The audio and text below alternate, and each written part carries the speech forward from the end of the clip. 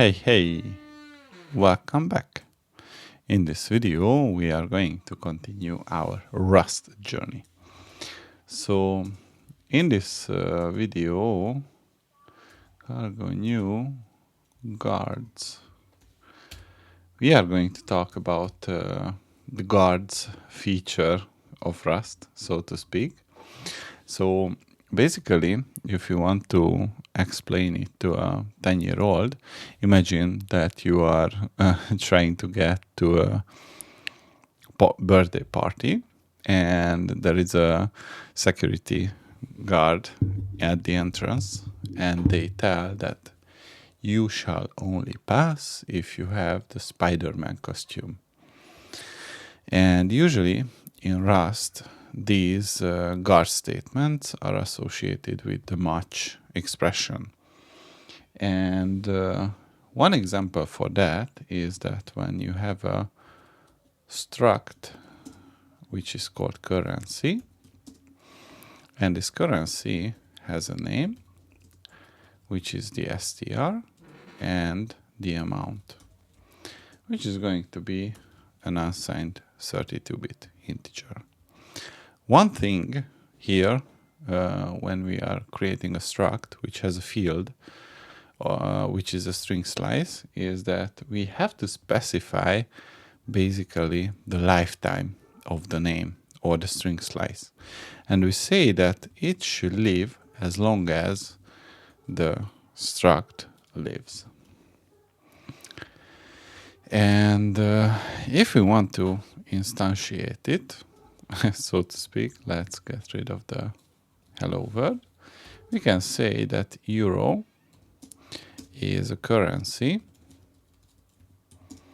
and the name is going to be euro and the amount is going to be, I don't know, we have 300 euros. Now, if we want, we can use the debug statement on this euro currency. In order to do that, we also have to make sure that we have the derive debug applied.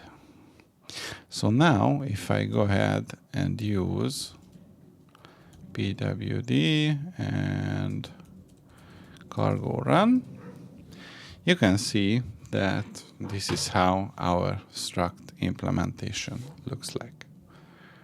Let me close the door. So we have 300 euros from the currency. And if we want to demonstrate this guard clause, we can say that we want to match euro. And we say that if the currency name is euro and the amount is X, then we can have a guard clause and we say that if the amount is greater or equal to 300, then we want to express our appreciation. That's a lot of euros. Then what we can also say that if the currency is USD with the amount of X, and if the X is less or equal to 100, then this is going to be an okay amount of money. And one thing, if you are familiar with the previous video, we can use is the std to do. And we say that the default clause is going to give us an exception. And we say that any other currency is going to trigger the to do which is a panic in hindsight, and we say that currency is not implemented. Good. So now let me make this smaller. And if I go back and try to run it, you can see that it compiles and it says that that's a lot of euros. Now, basically this is the guard part. We can say that if a condition is met based on the struct or enum or whatever value we want to inspect, then we want to provide a given output or a return value. And we can also test it with USD, and this currency is going to have the name USD and the amount of 10. And we can match the USD, and I am going to comment out this part. And if we run it, we have to say that, let's remove this print line from the behind. So we can say that it's an okay amount of money. So this guard clause is not only going to work on structs, it is going to work on enums or any kind of basic type that you may consider. For example, we can say that the value is U8 and it's 4, and we can say that the match value is going to use I if I is greater than 0, and we say that the print line is bigger than 0. Otherwise, I, and we say that the print line less or equal to 0. And if we run it, we can see that the value is bigger than 0. Of course it is, because we are using 4. But if I change it to signed and I say -1 and run it again, you can see that it's less or equal to 0. This is basically how we can use it. And we can use also enums. So for example, enum temperature, and we say that this is a Celsius, and it is going to be a signed integer of 32, and the Fahrenheit, which is also an I32. And if we create our values, let me bring it up for you. So let C is equal to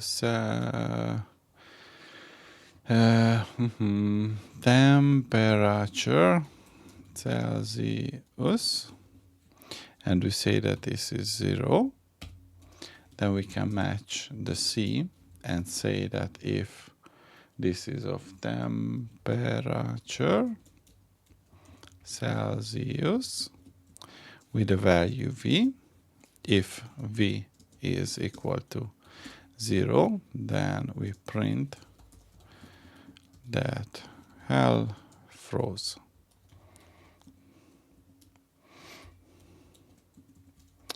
Then if temperature Celsius V, if V is greater than 0, then we say that hell did not froze, and temperature Celsius V. If V is less than 0, we say that the print line prints hell is freezing. So let's hell starting to froze and try to run it. Good. So one thing that we have to do is the temperature Celsius underscore, and we say that this is a to do, not implemented. And if you run it, temperature,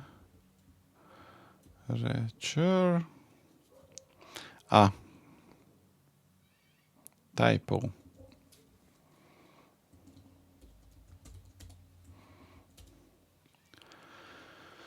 And not covered. Why is it not covered? Celsius, Fahrenheit. That's good. Celsius 0.